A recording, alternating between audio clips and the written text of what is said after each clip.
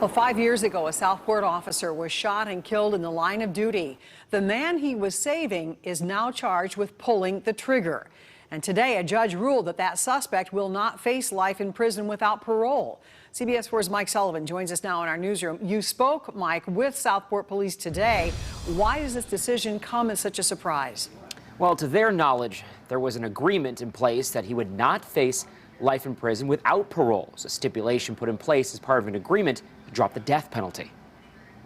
Disappointment, shock, awe. The list of adjectives that could be used. It just doesn't make any sense. Won't nearly describe the feeling at Southport PD. We throw the hero word around a lot anymore. That is a true hero right there. 5 years ago, Lieutenant Aaron Allen was shot and killed in the line of duty. He was responding to a call for an overturned car as he approached to render aid. And he was struck 11 times. Chief Tom Vaughn says body camera footage shows 28-year-old Jason Brown as the man behind the trigger. Unfortunately, I've had to see the body camera, and he literally dies on camera. I mean, you can hear him take his last breath. In December, Marion County Prosecutor Ryan Mears agreed to take the death penalty off the table if Brown agreed to a bench trial.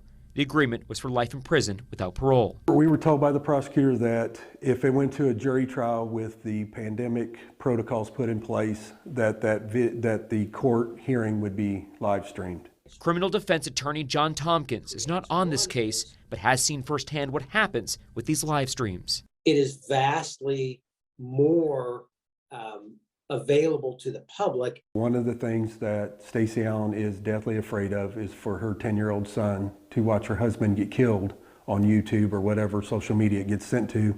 Last week, the case began as a bench trial. There is simply a judge who decides whether the state has proven their case or not. Today, the judge ruled that Brown will not face life in prison despite the agreement. There are certain things that the parties can agree to that are short of a plea agreement.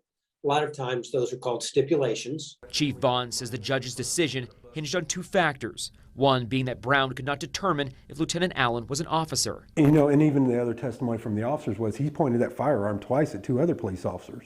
The defense also had a second argument. Their claim is he had a seizure from the accident. That it impaired his mental state. But the doctor who testified today said there was no signs of a seizure. Whether or not he knew, Brown was able to pull his gun and fire at Lieutenant Allen 18 times while upside down in a vehicle. We reached out to Lieutenant Allen's family for reaction tonight. They're expecting to speak with us when the trial resumes again on Monday. In the newsroom, I'm Mike Sullivan, CBS 4 News. Mike, thank you.